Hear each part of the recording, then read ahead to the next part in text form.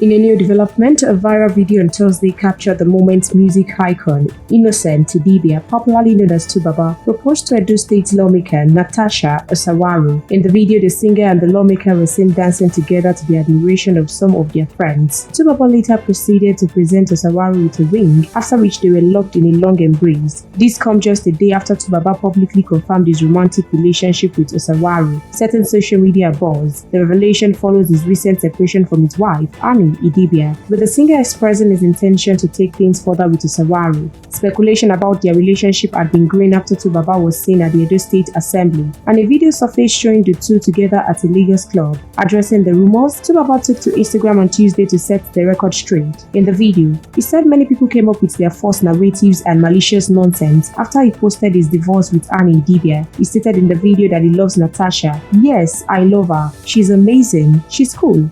I want to marry her." We will continue to supply you more entertainment news updates. Please stay tuned to NaijaNews TV.